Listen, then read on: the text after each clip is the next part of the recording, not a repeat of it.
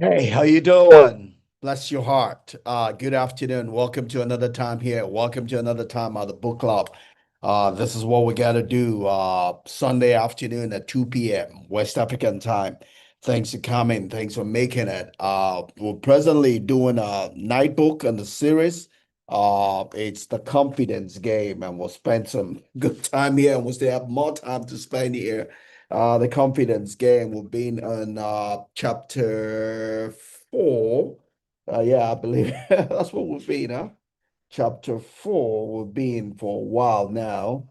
Um, just to confirm, I'm not yeah, we've been in chapter 4, the rope, for some time now. We still have more time, more to spend on it, as we go talking about the confidence game, with the swindling game, there is a process, there's a step to it. And we've talked about the put up where there's a need to know whether the audience is or the target of the con game, of game of the con game, in a negative sense and in a positive sense. If you're going to persuade, communicate with a set of people, you need to know the people you're talking, you're engaging, and that's what the put up is, right? In the con game itself, it is done.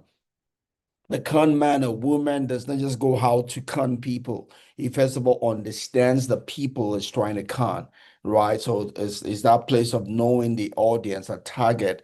On the con game, they call the mark, the victim. So that's a put up. We'll spend some time on that. That was chapter 2.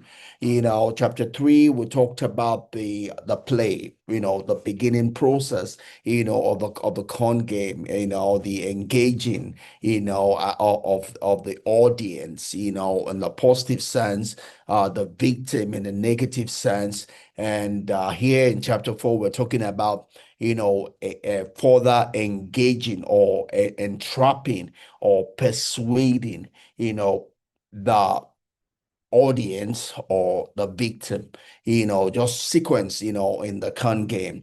As we go through the con game here, the confidence game, generally, when you hear of the confidence game, it's talking about a swindling, a 419, a conning of people, but as we set out reading the book, we have had the objective of one, understanding the game, because when we understand the game, then we're better equipped not to be a victim of the game, right? We're better equipped not to be a victim of the game. Even right now, with all I know, there's a particular company targeting me. It looks legit, but it has a coloration of a con game. You never really know, but when you have an understanding, of this game, you are better equipped to be able to handle the different con artistry that come to us, as though they are legit, but they are all after our to gain from us, right? Money that we should not otherwise, let go. So that's what we get by doing this. No, understanding the game, understanding the way it works, understanding how it looks, understanding its features, so that we will not become exploited by it, right? Uh, the other side to it is that everything that is done in the game, has a positive side to it. Like Maya Angelou would say, every principle works in the reverse. Those people have reversed it to use it negatively, but there's the ethical use of these same principles that is used every day. You can use it in an ethical fashion. It's just the way we live every day. It's just basic ingredients or principles of communication, of negotiating, of persuading, of selling, of marketing, right? Of getting your point across, of working with a team, of being able to galvanize people to achieve our aim, our purpose, our intent, right? So there's a positive nature. We don't get too carried away by the negative use that will miss out the positive use that we can use to make our life better every day. Those are the set objectives we've had as we've gone through this book. We don't get lost in the negative aspect of that, but that we can use it in reverse to get a positive benefit from going through the book, or from learning the current history. That's what we've been doing as we go through the book. And we're presently here in chapter 4 of the book. The book has, let's see how many more chapters we have to go. So the book has chapter 5 to go, chapter 6 to go, chapter 7 to go, chapter 8 to go, chapter 9 to go, chapter 10. We're not even halfway through the book. And we're having so much fun here and reading a whole lot of books along as we go.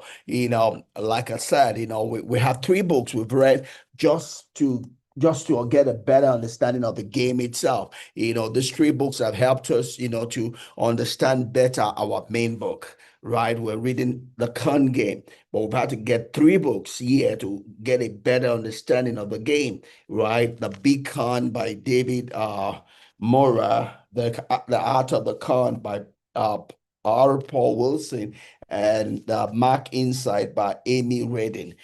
So generally we're reading 3 more books. So we're getting 4 for the price of 1. But here in chapter 4, we haven't gotten more books to get a better understanding, of the roping process, of the entrapping process, of the unwrapping process of the audience or the victim or the target. First of all, we have to read to understand negotiation. So we read the book Getting More. We've done that. Now we're looking at the persuasion part of the chapter. And to help us in that wise, we've had to get this book by Robert Cialdini, the influence, the psychology of persuasion. The Psychology of Persuasion, pretty popular, in marketing, in sales world. Talks about 7 psychological principles for influencing people, for gaining compliance of an audience or a target or a market. Powerful psychological principles, and we're learning all of that here from Robert Cialdini. you know so that's one book that's helping us in chapter 4 for persuasion. There are also 2 other books we've had to look at here. The Art of Persuasion by Bob Buck, right? The Art of Persuasion by Bob Buck also helps us talking about persuasion. And also this one yet to come, because at the end of chapter 4, we start talking about decision making, making decisions. And there's this book we're hopefully going to look at before we finish chapter 4, is a decision architecture, how perception, bandwidth, and meaning determine outcomes on the load, by Rebecca Meijlink. So hopefully we're going to read this. So that's 4 books. Yeah. Yeah, that's 3 books. We additional books, right? We're reading just to help us through. Well, we're negotiating 1. It makes 4 additional books. We're reading just to help us through chapter 4.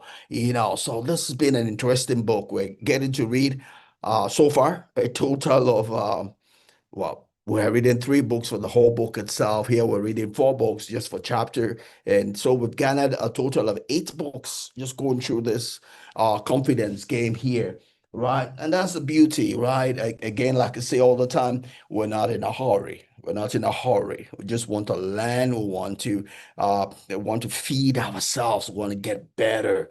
We want to get better. We want to get better. That's the whole essence of doing this. You're not in a hurry. If it takes all the time in the world to do it, I'm all for it. For as long as we're getting value, the value is the most important thing. I did a book review for a friend that launched the book yesterday. You know, and I was just sharing with them how I started a study through the book of Proverbs, August 2023. And look, the book of Proverbs is up to 30 something, I guess 31, 32 chapters. And we're just in chapter 11 at this time, after 3 years, I've studied the book. The important thing is not to have finished the book. The important thing is has my life changed in the process.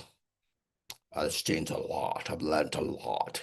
Just reading 11 chapters here, in the book of Proverbs. I've learned a lot. I'm a much, much, much, much better person than I was before I started. The only intent of reading is because I know a lot, but there's a lot I don't know. So I'm trying to load the lot I don't know, right? Till I die, I won't know all of the lot I don't know, but at least I need to gain some so I can get the value of some of the lot I don't know, right? And you need it also. You need it also.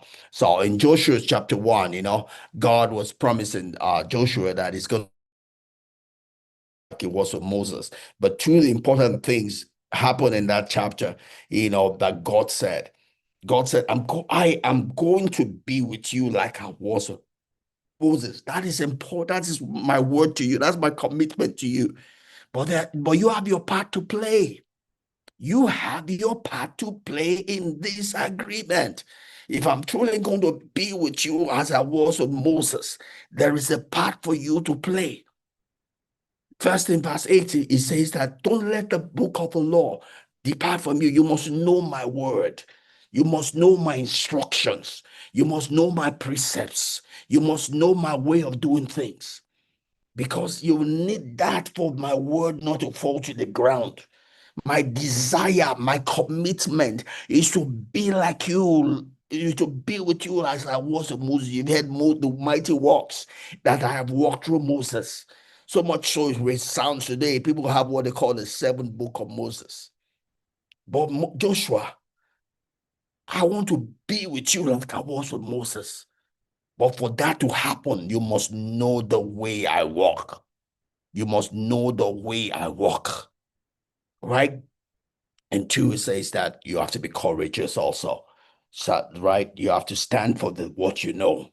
Not that you allow fear or every emotion to push you all around. You know, and you stand by what you know. Right? To be courageous. You can't be courageous without knowledge. You need knowledge to back your courageous. Otherwise, your courageous might just be empty. Right? Good, good. All right, I'm going to bring up my slide like I always do, and we're going to go into the rudiments of the next third and fourth psychological principle for persuasion. We started last week taking the first and second psychological principles of persuasion. That is, we talked about the reciprocity principle. Reciprocity is just you feel committed. If someone gives you something, you feel obligated to give to that person, and we can use that to win people's compliance by giving them something first. Then they feel obligated to give us back. Right. The second psychological principle we spoke about is, making people to make small, seemingly insignificant commitment. When they make those commitment, then it's easier for them to make bigger commitment, right? As they want to be consistent with the little commitment they have made. It's like giving them a taste of the pudding, which then seemingly entraps them or makes them feel obligated, to get more, just to be consistent with their personality. That's what we call the commitment and consistency principle, psychological principle of persuasion. Today, we're going to go on to the social proof and the authority principle, psychological principle for persuading people. That's what we're going to be looking at today. All right, let me bring up my slide and we're going to do just that.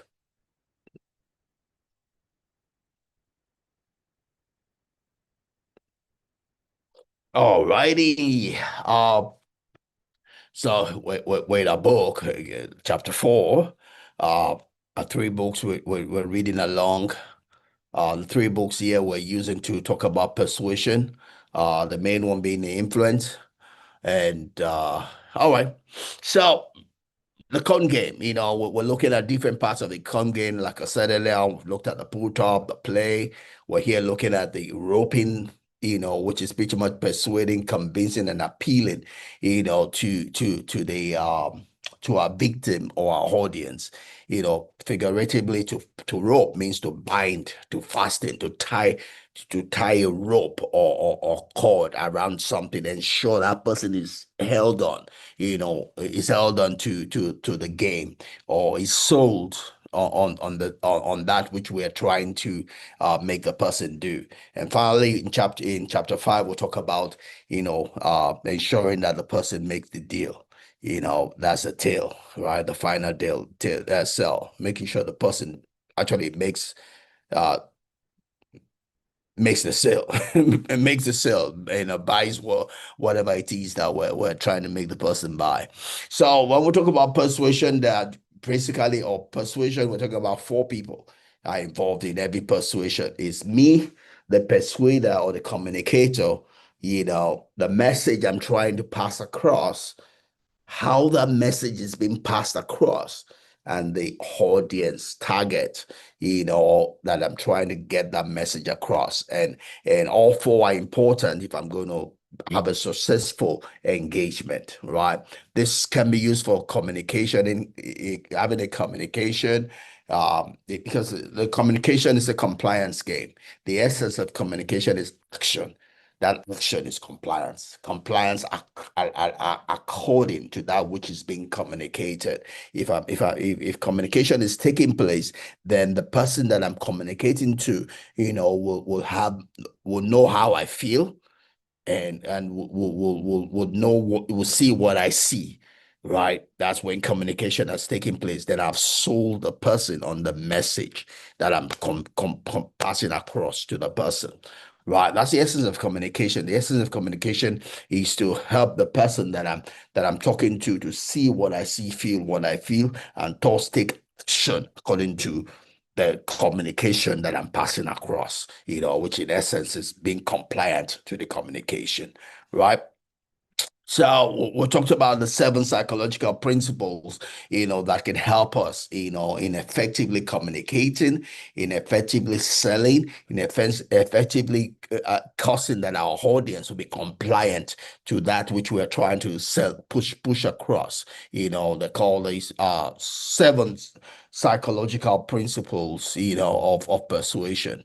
Well, again, last week we talked about the first two: reciprocity and commitment and consistency. Today we're going to talk about social proof and authority. So let's go.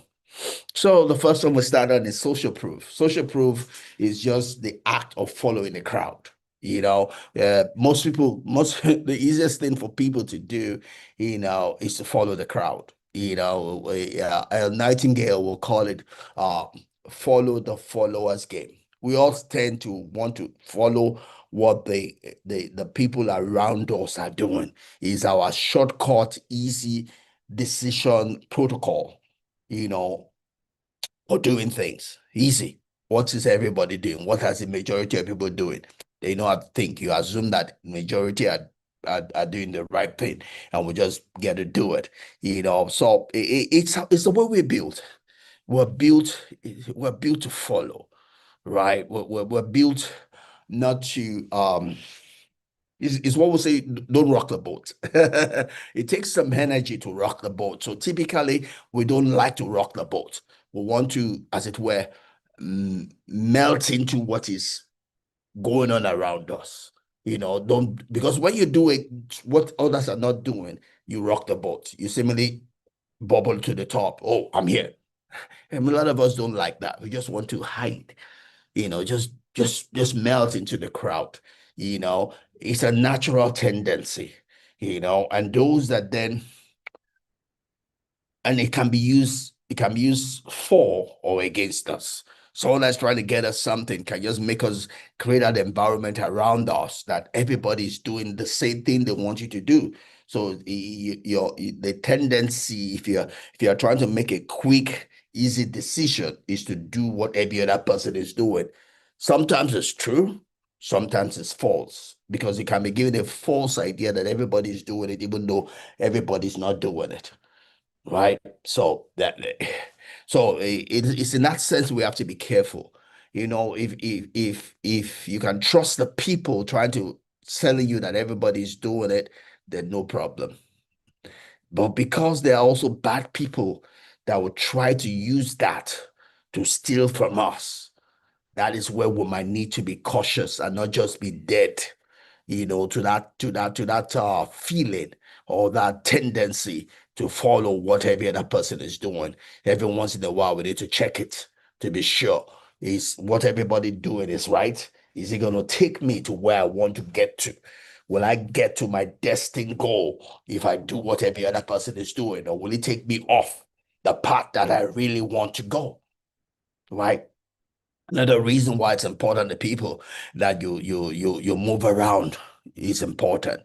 It is said that you are the average of the three closest person to you. Why? Because when you go for a walk, you all have to change the speed of your walking, to be able to stay together.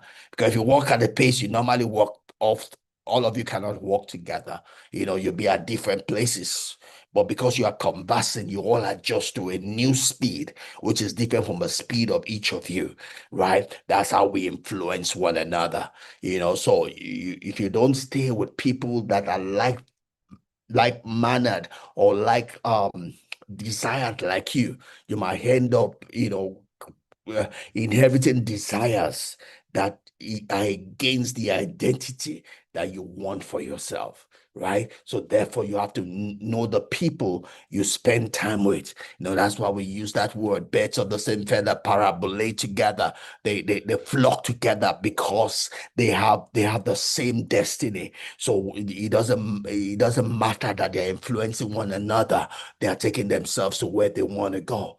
But then if you have some person that is not the same feather with you, they're going to be influencing you just as you are influencing them, and you might be deviating from where you originally intended to go.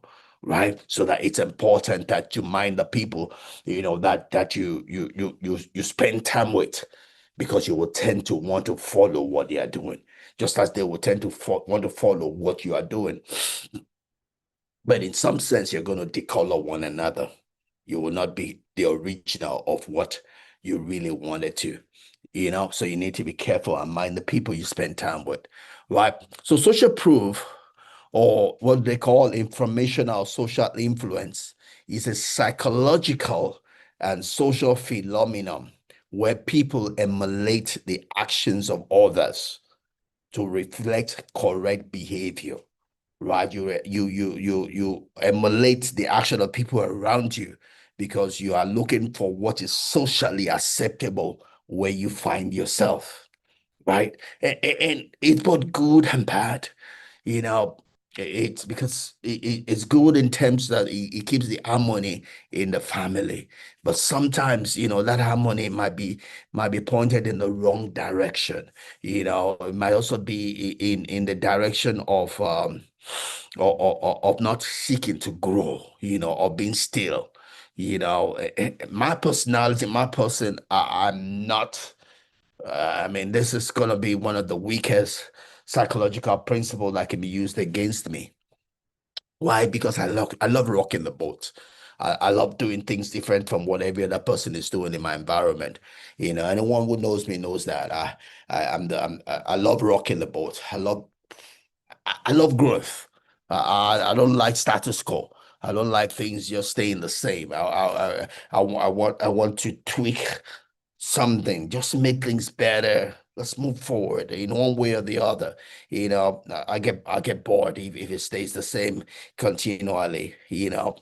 So I am probably one of the weakest of psychological principles that work against me, because I love rocking the boat, but we're not all like that. I know a lot of people that just want to keep status quo. Oh, like I have some issue in the office and people say, don't do that. Oh, stay away from that. Stay away from that. And that's why things are remaining the same. The things are not getting better. Nobody's challenging, the wrong that's been done. Everybody's talking under their tone is bad, but nobody's willing to stick out their neck to change things. There is a balance to that, no doubt. I've stuck out my neck and at several points, and nobody to defend me. And Yeah, but that's a balance, no doubt about it. You need to look at the things you can do, the things you can do, right? When you go to a place and you don't have much control, you can only work within the control that you have, right? Don't assume control when you don't have control, you know, but you still have to stand up for what you believe in, and work within your sphere of influence. But social proof, is that tendency of us wanting to, you know, to live up to the expectation in our environment, right? So we emulate the actions of others that reflect correct behavior, especially when we're uncertain or we're seeking validation, right? We don't want to be the the the um the black swan, right, in the group, right?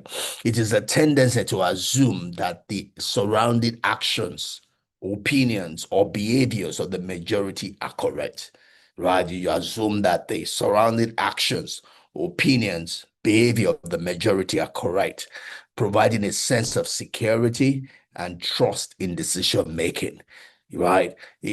Sometimes it's true, sometimes it's not true, right? But it's just our natural tendency, and we need to check it every now and then. When we talk about things like these, the first thing that always comes to my mind is an occasion, back in this was probably year 1991 in Umaya. I was at a wedding in Umaya, in the year 1991. And we're in a hall for the reception of the wedding, and suddenly people started running out of the hall. And we all ran out of the hall. I followed also. I ran out of the hall. Wanted to get outside of the hall, and everybody was asking what happened. Why did we all run out of the hall? And nobody knew why. We all just followed the first person that ran out of the hall, and we all ran out of the hall. It was an easy way to make a decision that there's something wrong in that hall. All right. First of all, get to safety before you ask questions. But to the best of my knowledge, nobody knew why the first person ran out of the hall, but we all did. But thank God nobody ran ran over the cake. But it's just a tendency, to copy, what we think is going on around us. You know, Generally, it can be an easy, fast way to make decisions, but the challenges that the premise on which it rests is not always correct. It's not always true, and it can be played on. So every now and then we need to check on the premise to be sure that what we're copying is really going to take us to where we want to go to, right? And we're not being moogered, by false, premise of what is happening in the social environment where we find ourselves, right? Uh, since 95% of people are imitators and only 5% initiators, right? Most people don't think, that's what El Nightingale talks about, the follow the followers game. The percentage of people that are initiators is less. And here, some statistics call it 5%. Every other person is just trying to, hey, what's the latest in town? What's the latest fad? And just trying to follow. Back in 2010, as I was, coming out of depression and learning some new things, I found out how important confidence was. You can be an initiator of any fashion. Someone initiated not wearing belts, and it's become a fad. People follow people that don't wear belts, show their pants, which used to be an eyesore years before, but some bold person initiated it, and a lot of people that don't think followed it and saw it as fashion. Some initiated showing G-string, and people started following it. And you can almost initiate anything, and if you wear it with boldness, it becomes a new fashion. Because not too many people think. People just want to follow what is winning. They don't want to stand out. They don't want to be left out. So they tend to follow what is popular. You know. So People are persuaded more by the action of others than by any proof we can offer, just because a lot of people don't think, and that's one of the things we spoke last week, and that was said by Carl Jung, who would say that because it takes something to think, it takes something to be an initiator. Most people don't think, they just judge, they just, all right, everybody's doing it. And they don't do the deep work, of analyzing if what their people are doing is right or wrong. You don't have to do what everybody's doing. You can stand out, but it takes something of you to stand out because people will notice you, right? So you need to. People will notice you, right? And not too many people can stand being noticed, right? Because they've not done the deep work also to build themselves from inside, right? That's what I've done. I tell everybody I resigned from being a pastor more than 20 years ago, right? It was just because as much as I had the spiritual flair, I didn't see structure on the inside of me. So I needed to take time out to build structure for myself. That's what I've done in more than 20 years. And I'm proud of the person I've come to be. I'm proud of the structure I built. I'm a church boy, So I got born again, before my 16th birthday. And the church didn't provide me with structure. If I was gonna just stay with the church, I would not be who I am. I would never have grown matured. I needed more than just the spirituality of the Bible. I needed something that would help me in the marketplace, right? So that's what I've done for more than 20 years. So I can stand out because I have the structure, the backbone to support it.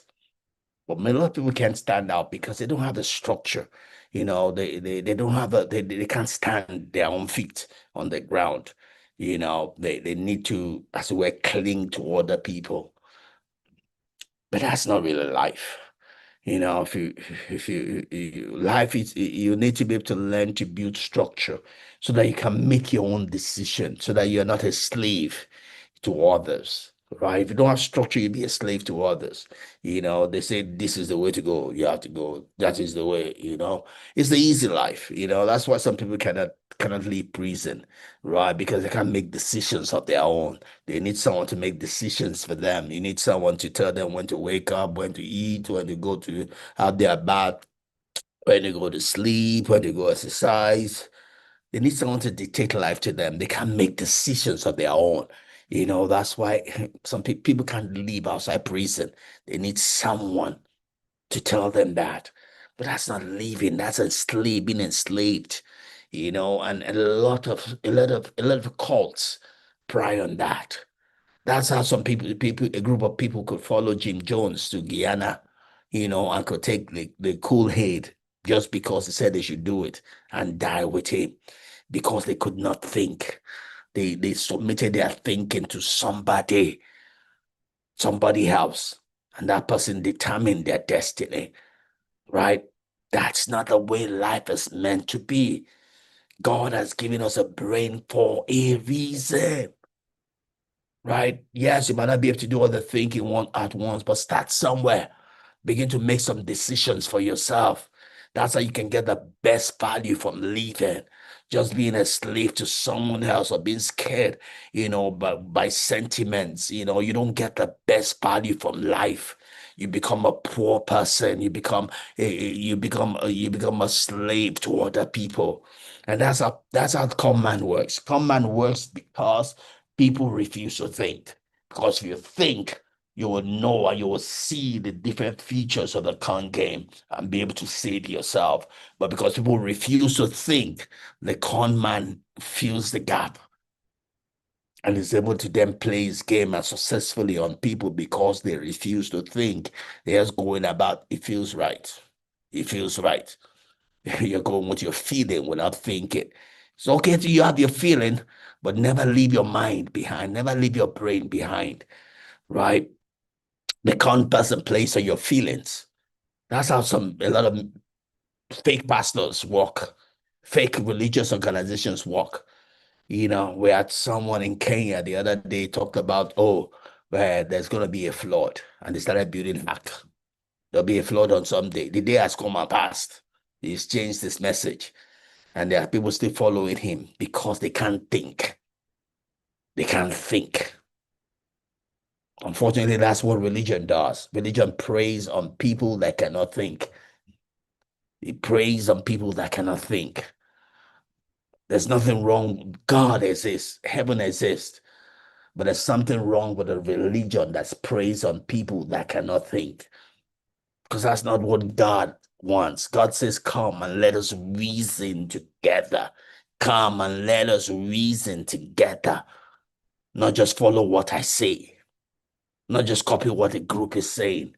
You need to understand why the group is doing it and decide whether it is right for you to follow or not to follow, and not be a slave to what is generally accepted. So when people are free to do as they please, they usually imitate one another, right? They that's the easy way. Just follow people, imitate people without thinking, right? So key aspects of social proof include a core principle. When people are unsure of what to do, they look to others for clues, right? So it's looking to what is going on in the environment, especially when you are not sure.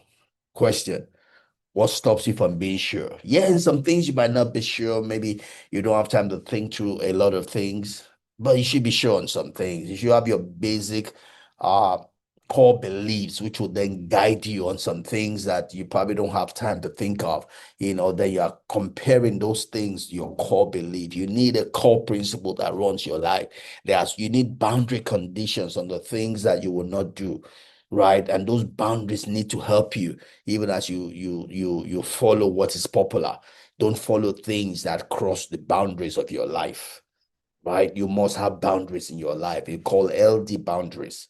The healthy boundaries help us against being influenced by what is popular, right? We have different things of small girls, being exploited, maybe for their eggs or losing their virginity. That's because they don't have core principles in their lives. You must have core beliefs, core principles in your life, boundary conditions of the things that you are not willing to give up. You must have standards, right? Those standards are an easy way to judge against, the pull to do what every other person is doing. Because if it doesn't agree with your standard, then you know it is not for you, right? That's important. The origin also. So this is coined by psychologists. All right. It, social proof is coined by it's one of Robert Cialdini's psychological principles. People follow the crowd either because they believe the crowd has more knowledge or because they want to fit in, right? So there are two reasons. Either you don't have enough knowledge or you have enough knowledge and you want to fit it into the crowd. You want to be like everyone else. You don't want to stand out. Those are two reasons people can follow the crowd. Also, it's a marketing skill.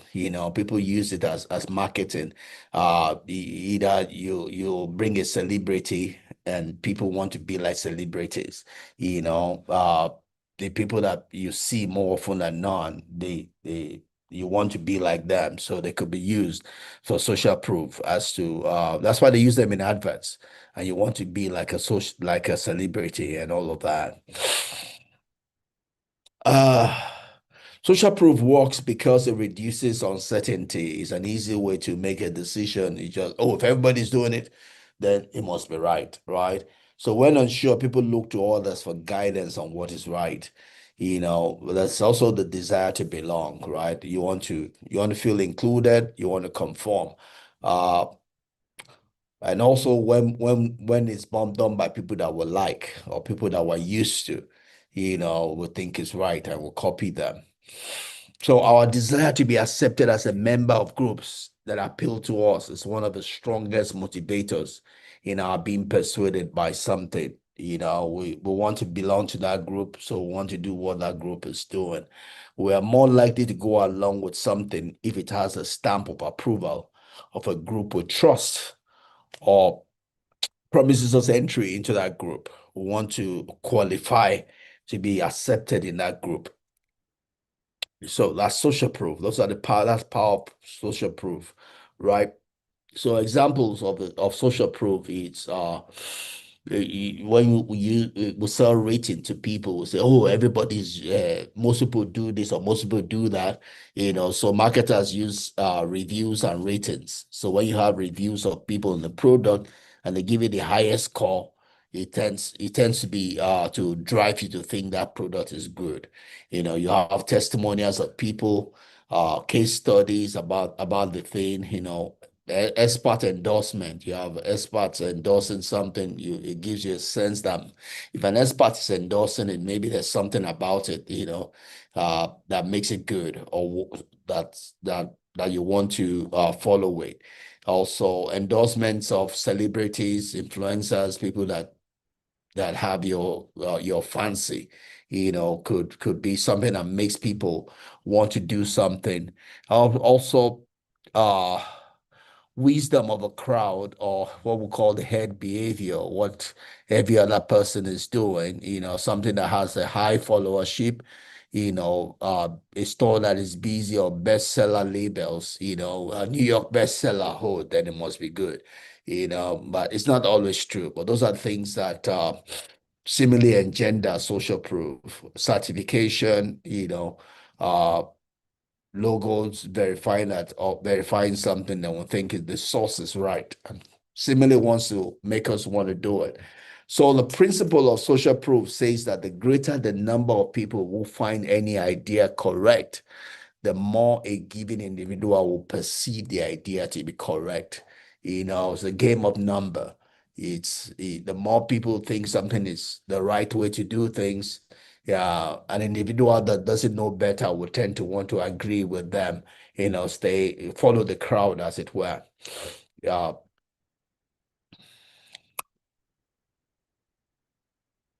All right.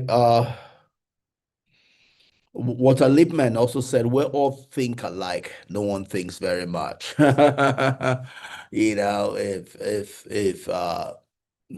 If everybody's thinking alike, then no one is thinking very much, because typically what we think, well, we all think in different directions, based on our past, our perception, background. We see the elephant, but someone might see the trunk of the elephant, someone might see the nose of the elephant, someone might see the legs of the elephant, the ears of the elephant, the eyes of the elephant, and we're supposed to then put this all together to have a better view of the elephant. But in a case where everyone is seeing the leg of the elephant, then people are not thinking too well, and this happens in cults. Everybody wants to just think the way the head pastor or the cult leader is thinking. Nobody wants to think away from that. The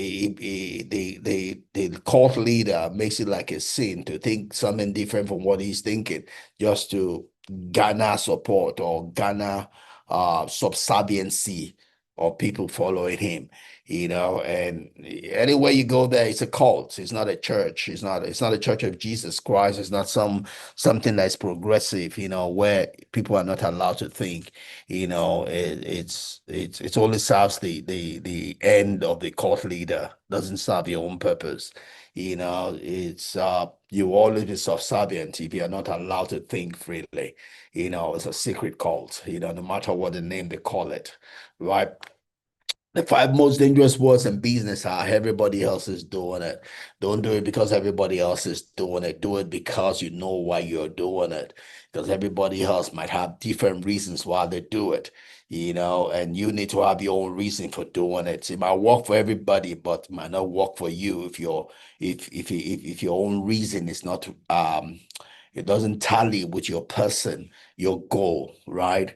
So that's Warren Buffett would say, everybody's doing it. Those are dangerous words in business, because they are their reason for doing it. Question is, do you have your own reason for doing it, right? And that pretty much that ends our talk on social proof. Social proof is just trying to be like everyone else, because everybody's doing it. There's that tendency to want to do it, but It's a short way to make decision. You can use it for low level or low impact decisions, but as you begin to make decisions that are irreversible, you need to think again. Check to be sure that what everybody's doing and the reason why everybody's doing it tallies with what you want to get out of the process, right? So we're going to go on to the fourth psychological principle for persuasion, and it's talking about authority or credency of the person, a reference point, it's just the principle whereby you trust expert opinion or credibility, of the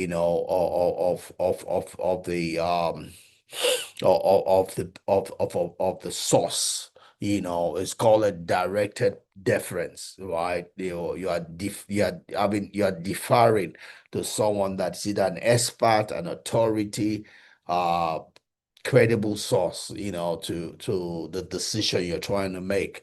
So the principle of authority is a concept in psychology and management. It dictates that people tend to comply with requests from a perceived authority, perceived leaders, perceived experts, leaders, or authoritative figure.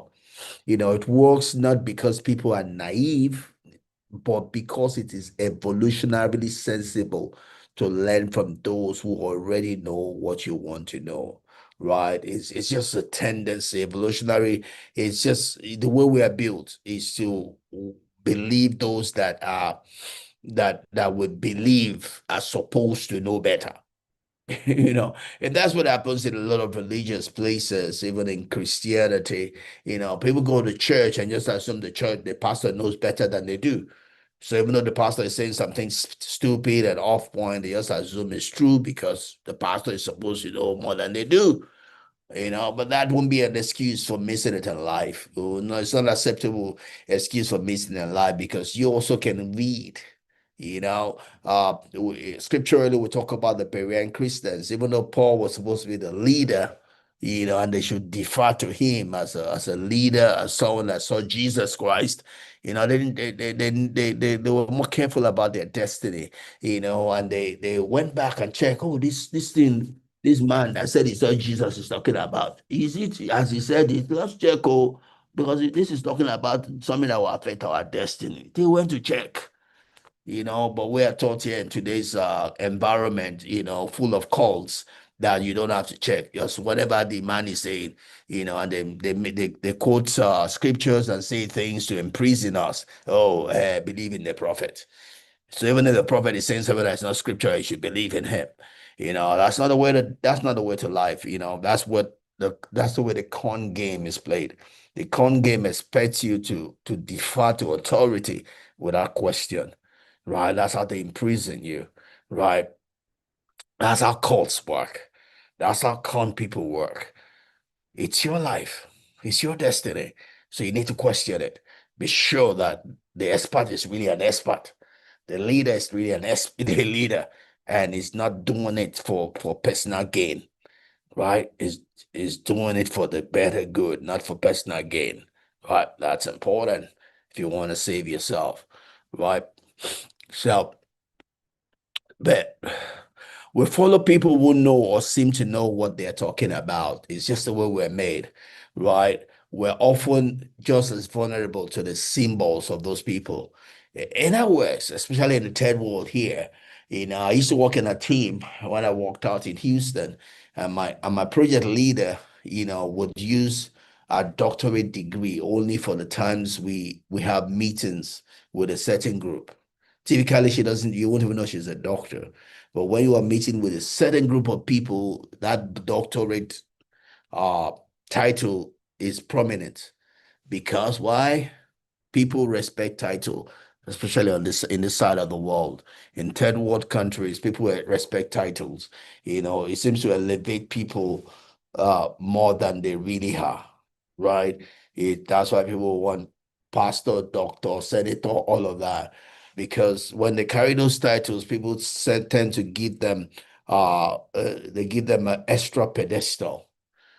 just because they're carrying titles, even though they might be empty inside, right? But unfortunately, it's just the way, it's a human tendency, especially in the third world, to abrogate, uh, some level of entitlement to people who would have titles, clothes, and some trappings, right? And so it could be titles, could also be well groomed. All right, if you're well groomed, there's a tendency to think you are more believable, and though that goes, generally even in the first world, if you're well groomed, there's tendency that you are more believable if you're well groomed than if you're not well groomed, right? If you have the trappings of authority, you have the latest car or a good car, there's the assumption that you have a reputation, and you know more. So people tend to defer to you, right? So it could be just the person, the symbols also. So trappings are the outward, often ornamental accessories, signs or possessions associated with a specific role, status, right? So social power is the capacity to influence others' behaviors, emotions, or decisions, right? And there are different types of social power, So authority gives you social power to influence people. There's what you call the legitimate power, and you derive that from a formal position. It could be that because you're a parent, you're an elder, you're a pastor, you are the managing director, owner of the company. You have some kind of position, and people tend to defer to you because of that, right? There's also what we call the oh, I have written legit. All right, there's something wrong here. I've written legitimate power twice, but the second is not legitimate power. And I will correct that. But it's just another. Hmm, there's another word there that I missed out. But and let me see if I can easily get that. I mean,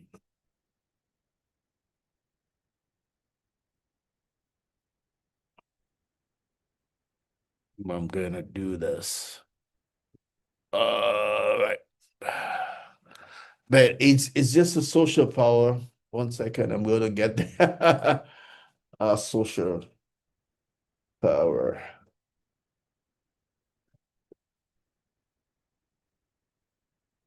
Reward. I put legitimate power here, but it's reward power, right? It's just the ability. If you have something that you can give, people tend to defer to you if they can get something from you. They could get positive job opportunity, they could get referred, If you have that, people tend to defer to you if there's something they can get from you. There's also coercive power. You have a power that can punish people and penalize them, then people defer to you because of that. And also expert power is that you know something people don't know, or you can do something people don't can do. I go to the doctor, and irrespective of the age of the doctor I meet, I have to listen to the person because he's an expert in that area. Other times that person will be the one deferring to me. But when I go to the clinic, I'm in that person's office, just because an expert in that field and it's important to me, I defer to the doctor, right? So different types of social power, right?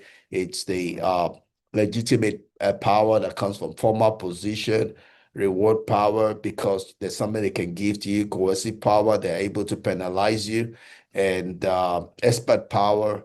There's also referent power, right?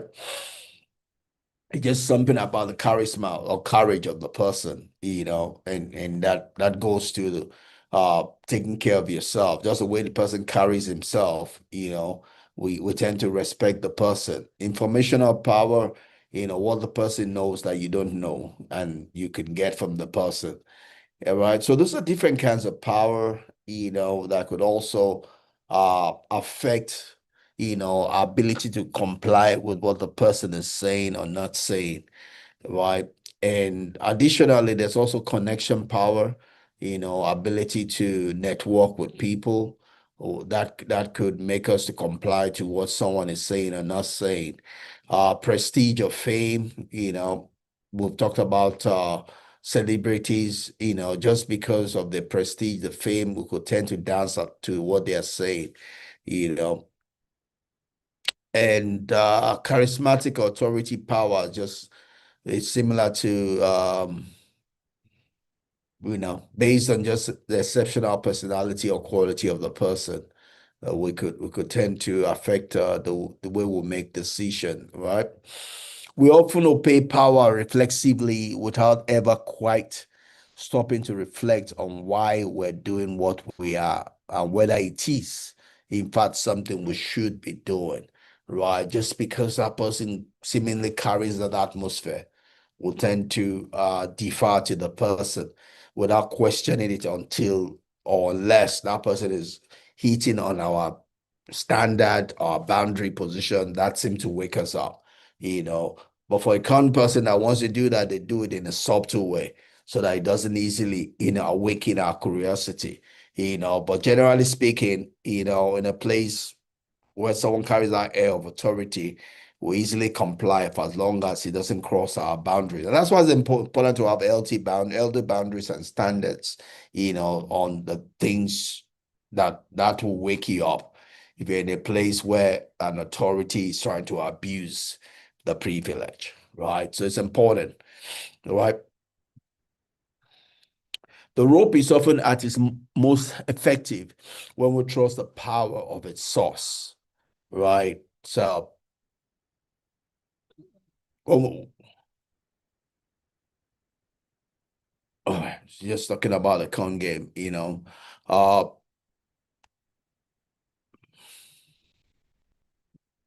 oh, wait.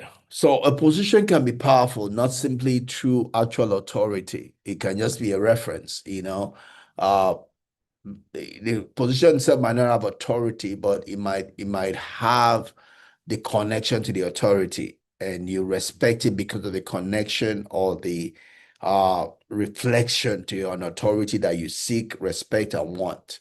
It can also draw us by its referent nature. The person in power is someone we are affiliated with already and want to be affiliated with in the future, right? So affiliation, it can affect the way we submit to such authority. One of the first things a con artist does is establish trust, often by being the exact type of person we think it thinks we aspire to be, or at least want to be associated with. Position, if not real, is a powerful thing, right? Even if not real, for long as um, with his perception, right? A con person is going to walk on a perception, even if they don't have that position. That perception is all that influences our action or no action, right? So, a credible authority possesses two distinct features in the mind of the audience or the target. Is believing in the expertise of the person and the trustworthiness of that expertise, right? So those are things that we serve. That if any of these two is in doubt, the authority principle will not work, right? So a credible authority possesses two distinct features in the minds of the audience, So that's a repetition there. So it's expertise, like we've said, it's trustworthiness. We want to believe they're offering their expert advice in an honest, impartial fashion that is attempting to depict reality accurately rather than to serve their self-interest. Right. So those are two things around authority, that makes it credible or not. So two psychological principles we've spoken about today is the social proof, you know, that we make decisions based on what every other person is doing. And the authority principle, we tend to defer to people that have authority. So there is a natural shortcut method of making decision. It can be abused. It is abused by the con man. If by the con man, one of the things that helps us not to fall prey is to have healthy boundaries in our life. So if any of these social proof authority principles eating on our boundaries, we need to stop it and question it. We need to have standards in our life. If any of this is eating on our standards, it should wake us up. It should be a wake-up call to check again. Are these, giving me the right message, right? So, I mean, using shortcuts to make decisions is okay on the generality, but when it starts eating on some important areas of our life, we need to check the data and be sure that we're not being conned, we're not being swindled. Someone is not stealing from us, someone is not taking us for a ride, right? So it has its place, just like the transatlantic plane on a transatlantic flight will 67 of the time work on autopilot mode, right? The 33% or one-third of the time is used to ensure the autopilot mode is taking us in the direction we want to go, right? You don't do everything 100%, in the autopilot mode because you need that part to autocorrect, to correct, to make sure that while in auto mode, it's still set on the target that we're going to get where we're set to get to, so we can't 100% of our life, depend on our natural shortcut ways of making decision. Every now and then we need to check to be sure that our autopilot setting is taking us towards where we want to end, and someone is not swindling us or playing a game on us, right? So that's important. So we'll cover the first four of the psychological principles of the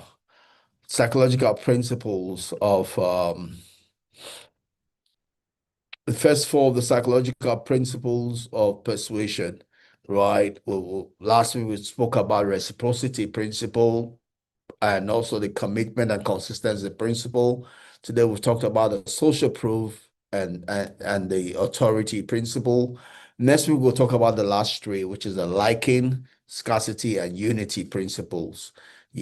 So that would end our persuasion principles. Then we'll go on and talk about the decision, how to make decisions, the decision architecture.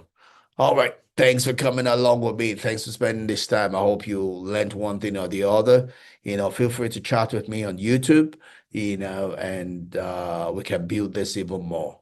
God bless you. Enjoy your new week and see you same time next week. Bye bye. God bless you. Shalom.